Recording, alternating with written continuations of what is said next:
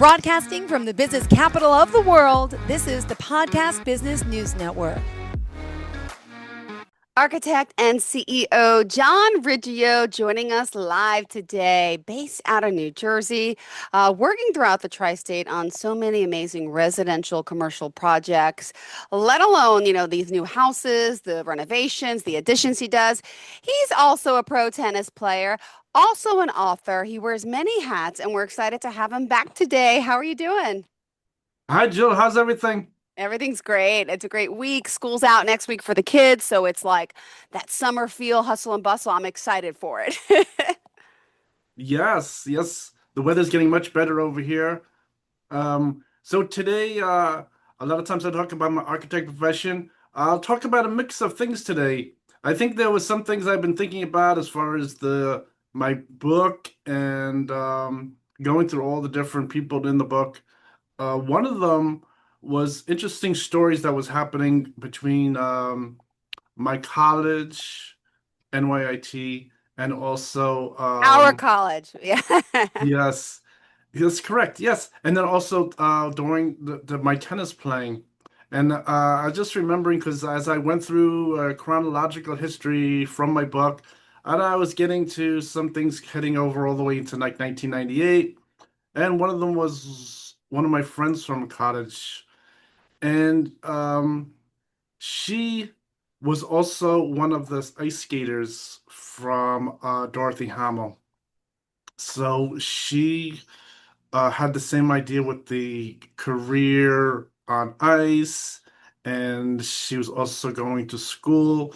I think I talked about some of this with Steve. She was originally an architect major her first year, but then she switched over to communications and she ended up working for a television company.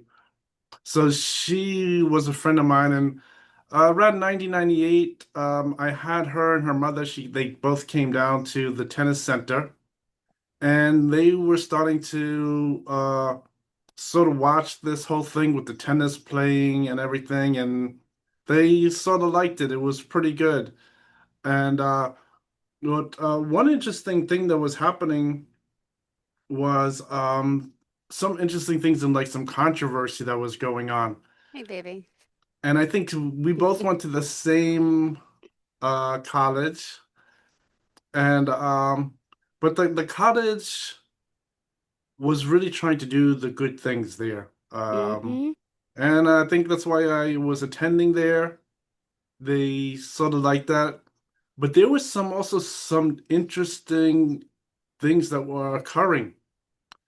There were strange things that were occurring every once in a while. And I think as far as since I was talking about my friend in college, one of them was there was a very interesting thing that happened. Uh, During school, there was one female on the college that for some reason someone had come over, a male came over and grabbed her and was walking with her all the way down the parking lot. And just by chance, my car was parked where they were. I don't know why, it was just a coincidence. I just ended up following them down there. I was walking to my car after class, and it turns out when I noticed them there, there was something strange going on. The female wasn't really playing around with this other male. It turns out she was really getting kidnapped. So I told security right away that was driving past. They went and they solved the whole problem with them. Wow. And now I was have no idea what happened. I did not call the school to follow up what happened. I have no idea what the truth was. But it turns out my friend uh Gina, she told me that she's friends with her. And it turns out she really was getting kidnapped. I couldn't believe it. And she was really made it definite that that was what was happening there. Oh my I gosh. really did something good to help her out. She was very emotional about it, and that I was able to stop that whole thing. And it turns like, unfortunately, like with some other stories I told, that same person who did that crime against the female student, he ended up coming back to the school again. and he did not make it to do something to her. Luckily, Oh, security was able to get him. Just by chance, I was there in the afternoon in the courtyard there, and they were able to stop him again. And that incident, I didn't see anything happen again over that, but that was one interesting thing. Uh, but overall, the school and my college experience was pretty good. We were doing pretty good things, and I think talking to the Dean Julio San Jose oh my was gosh, you dean remember of, his name? Uh-huh. and he yes, he gave me the gold award, and I went to his office. I think he ended up getting embroiled into on his own problem because he had to leave 2 weeks early before graduation. And that caused a big stir in the school. And what happened was there was one teacher that they made him the acting dean for 2 weeks, and it made his everyone's life go crazy for a minute. For some reason, in the 2 weeks' time, they had him sign all of the graduation certificates. He took all the awards and tried to give it to other people that were his friends. And from talking to some people there, I was told that he wasn't even eligible to become the dean. He only taught one class, and they have a requirement to teach 3 classes. So what happened with this uh, professor of the college? I was there, and the dean San Jose, he called the police department, and the new acting dean, they weren't able to do anything right away. He had to get investigated. And which was a little damper for the dean because he was hoping they could do something right away about him. Because in the 2 weeks' time, he left to go to another college outside the U.S. to work as the dean there. And then the new acting dean, who was named Jonathan Fry, he was able to do all kinds of crazy things in 2 weeks' time. And what happened was they eventually did do something about the this acting dean, and it was in the newspaper.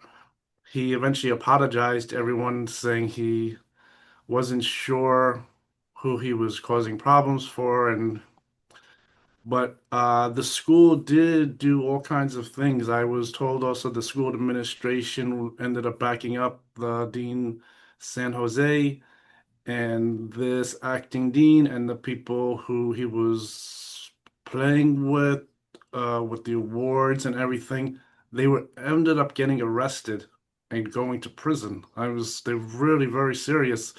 So I think the school overall was able to solve the problem, but this event did take place and it caused some problems. It was sort of a little sad for that to happen. I think Dean San Jose was really smart. He was aware of everything. I remember talking to him and going through all the different requirements for the gold award that I was involved with school activities, received a student service award and things like that. And then this whole occurrence happening with the acting dean sort of did put a big problem on it. I always think about like you see the movies like Animal House where someone does like a crazy thing there. I mean, it was really horrible. And but I think over the next couple of years the problem did get solved, but it couldn't get solved right away. So that was one thing that happened in the school in my college. And so I was happy they were able to do the whole thing. And I think one interesting thing reading the newspaper about the acting dean stating that he wasn't sure who he was doing the wrong things against was a little sad because I think it was pretty obvious. And that's what was happening there. So I think that's one thing that was happening. And I think that story was really sort of pressing story. I think I didn't really say about what was happening yet. And I was hoping they could even issue all new certificates. after what was happening, I think for 2 weeks' time, I think the certificate could have gone to the original dean. The acting dean was just sort of went wild in a short time, and they end up having to stop him, which was really strange. So I think that's one thing that was happening at school. Uh, so I think that was a couple interesting things that happened, and so I think I was also discussing about that friend of mine. So she was at the time aware of all those different things, and those were some things that were happening in the school, and then also was going on the tennis court. There was some interesting things going on, and so I think that's one thing. And I was just looking at the conclusion of my book here, and I think I could share this with you. Sure. Let me just share this here. Sure. Let's go into Google Chrome. Okay, so this is the conclusions of the book. What I did at the conclusions of the book, I was talking about some interesting things. One of them was some things comparing the two things of, say, going to college, doing career, and then also doing the pro tennis. And I discussed this in the conclusion. I put in here some interesting things about home life and different things of what I discussed about uh, people supporting me in tennis, coming to my house, seeing how everything is, and also then talking about the switching from my home life to the pro tennis, and show here just some things about my tennis playing and some things what I had talked about previously with the tennis centers, television, and things like that. And that also people should be interested in watching some stories about my tennis that it could interest them, that is uh, educational. And I go through this on the conclusions. So on this, I just pointed out a few different things that maybe a reader had already put them together, but if they didn't, I just put them together anyway, just so you get an idea of how you could piece them together. And so there's all kinds of different things in here in the conclusion for that reason. Another thing I was also stating in here is some just interesting things. If someone's reading as a young reader, I just showed about how I was always an honest player, didn't get involved with cheating, and I was lucky my sponsors didn't get involved with cheating. Um, I pretty much was doing the same thing with my education too. Pretty much straightforward. I think going to college, um, wasn't playing around with any strange things. And for instance, that fraternity really liked me, liked my personality, made me a star member. And I think they were pretty much saying the same kind of things that they were really an honest group of people. And so that is one thing that was carrying through also with my college education. And like those incidents I told you that I always was trying to stop any problem. And I also was pretty happy that, say, the dean and the cottage were sort of thinking the same way. They didn't just let those problems, the corruption, get through. They were able to stop them eventually. I think all those problems, of course, it took an effect on everybody. I think it probably did cause a little problem. I think as far as the story with the dean, that he was there for many years and him leaving and then giving him a big problem at the end was sort of a little disappointing. That is, I think I was just thinking about that now after I was just thinking about some things about one of my girlfriends from college and things like that. So was going through this here with the conclusions and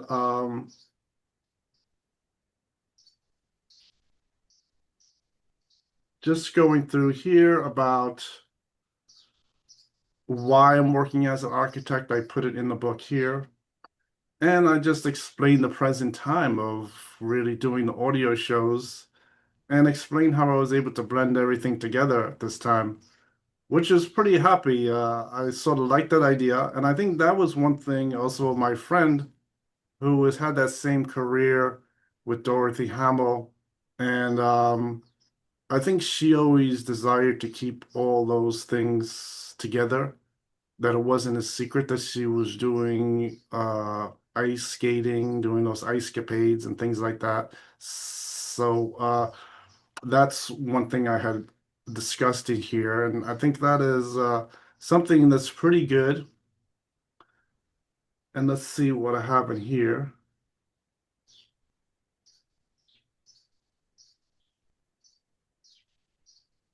And this is just the ending of some of the statistics and history of here. So I think that was pretty good. I think going through the this here, this is the returning to tennis onward. This is the previous chapter here, chapter 12. And this here I show that the end of after 1999 and just showing how I returned to tennis playing presently, showing some different instructions and things like that. And regaining my playing ability and things like that. I think tennis years ago when I was younger was really so complicated. I think if you look at any young kid doing something, see that's really like amazing if they did something very good at sports or any other thing. And I was thinking back about my tennis and I'm still remembering all the different things, for instance, all the different grips of the racket. um, I think when you start off learning tennis, I was teaching just to hold the grip continental style.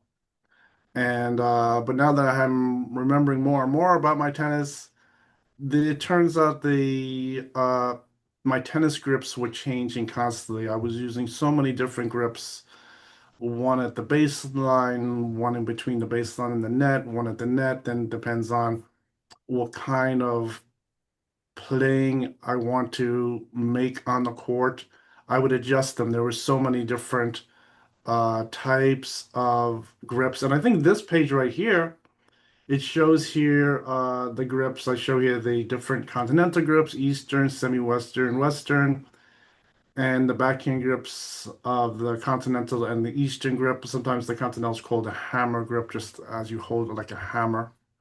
And those type of grips. There are even more little variations in those grips too, as far as a pro player. But they're all within these set of grips. And I think just recently, even this, I was still remembering more things. I looked at one of those rackets I had, and I see that the grip was really the leather piece that's on the handle was made by Bosworth. And I was saying, who is Bosworth? As I don't remember, I never heard of them before. It turns out I did talk to Bosworth too. I think Bosworth was one of these companies at the end when we were searching around for people to give me new pro stock rackets and record my stringing tensions and things like that. This was one of the companies that I did talk to was Bosworth. And I think they were referred to me by one of my sponsors.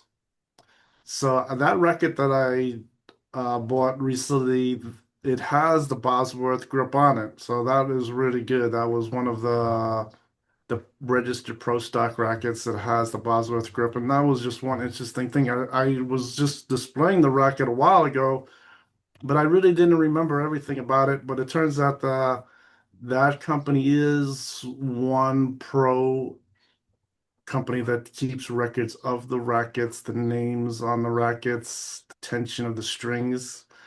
And So I think things like that, I'm still remembering, and that was pretty interesting that that was coming about just recently. So I was talking about those things. And then this here, just as my age, I think coming back to tennis regularly at the age of 39, it was just sort of like a coincidence because the end date of playing the adult pro tennis is 36 years old, and 39 is just after that point. So even though I just thought that maybe that's why there was an opening again to play tennis, that the age of 36 had passed.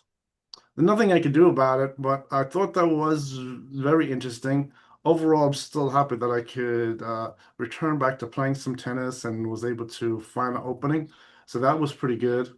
And I just described that experience coming back at 39, meeting someone who was able to teach me some tennis again.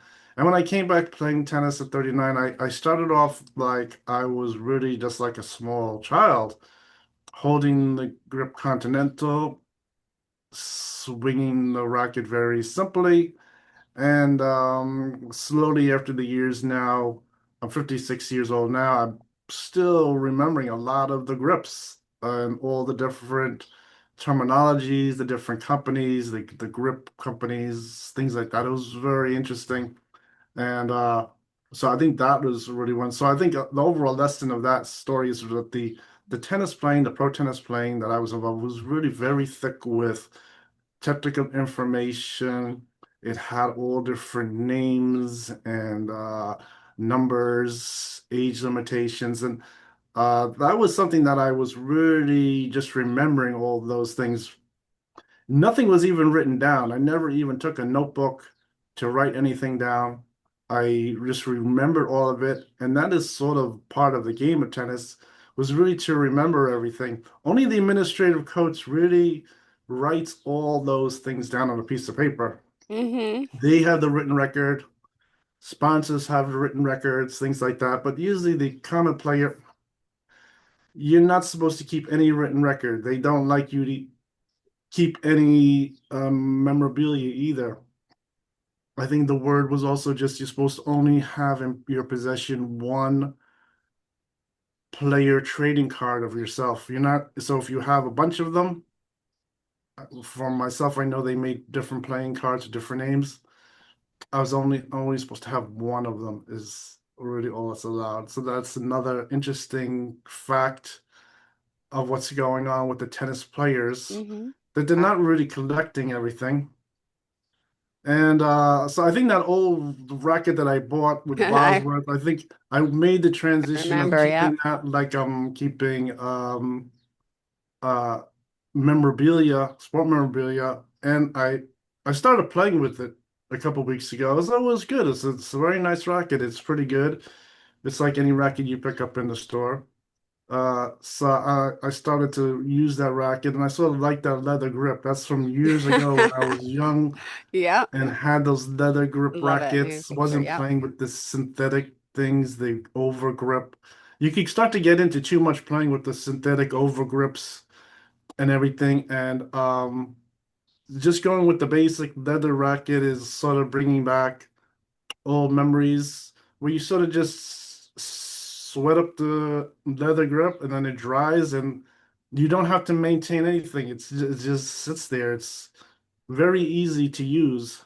I'd always recommend that if people really get into tennis is really just to go with a leather grip and you don't have to bother playing with the grips too much. Got it. And Interesting. so this here and I think also in this book there's a few interesting facts that I didn't put in here. Sometimes when I was writing the book, I didn't say, but I was starting to get a little bit caught up with too much of what the problems were starting to do. And I still have a lot more stories of what I was doing, not really thinking about any problems. I think one of them was that I never turned down a pro match. Yeah. Because if you turn down a pro match, what happens is your ranking can go down one point. So if you are ranked, say, number 8, you would get lowered down to number 9. not every player can battle back and move up a ranking point. So Interesting. I really just never turned down a pro match. I think some people turned down a pro match as far as strategy, particularly when they got to me. They didn't want to lose to me, and then it becomes a problem with them. So sometimes they would not play against me. They go play somewhere else. And if I'm not in the tournament, maybe they could win the tournament. But I think as far as the matches they set up, a lot of times they like people to play each other if they're setting up a pro match. And the reason is because of things like with the rankings, um, has to do with playing to see if you could go past the player. And then I think I described some Mm-hmm. events of playing something that they were calling a tennis series. And in fact, I think I had described on one of the shows about Mm-hmm. Brad DeWitt and myself playing a series, and the series with him and ended up going down that I was really his tennis instructor. There were too many improprieties on his side that they caught him on, and but this was near the end before this player left the U.S. And I think one highlight of this whole controversy of playing that series, I won the series, was my lawyer, Miss Hillary Clinton. She did come down in person Wow. and watch at least one of those matches, and I won the match when she was there. So she wasn't just someone I was communicating with as far as You were the friends. You got friends in sports. high places. I always hear about this, and you're so modest She about it. really was happy to come down and see that whole thing take place in Wow. person and see me win the match. Love her. And so that was one interesting thing. I didn't talk about that for a long time. I had to remember all these little points. There was so many different things going on, so many facts filled with information and things like that. And there's so many things, even in that series, that has started to bring about a lot of different things happening, and my lawyer coming down, watching in person, and things like that. And but I was able to really get through that. I was able to win the series, and it worked out really good. And I think the whole thing with all those little problems also had to get worked out. So I think my sponsors and my lawyer, my support, were really thinking the same way. They were all doing things where we're not playing around and cheating and doing anything No, wrong. And anything that was really obviously wrong, they stopped it. The other side had to get penalized and things like that. So wow. that is one interesting thing that was happening. Unfortunately, we have to wrap up. I'm sorry. We're out Yes. of time. We're 28 and a half minutes. Um, how can we reach you, John Riggio? So you can go to my webpage. It's www.johnriggio.com. There's for my architecture work. And if you're interested in tennis, you just go onto Facebook, go onto John Riggio Pro Tennis Player, and all my information is there. Perfect. Thank you so much. You have a fantastic day. And to all of our Wicked, thanks a lot, listeners, Phil. stay tuned. What? Thank you. Thank you, as always. You're Another welcome. name. I thought Helmsley impressed me, then Hillary Clinton, then, I mean, the list of people you know. All right, impressive. We'll talk soon. Bye bye.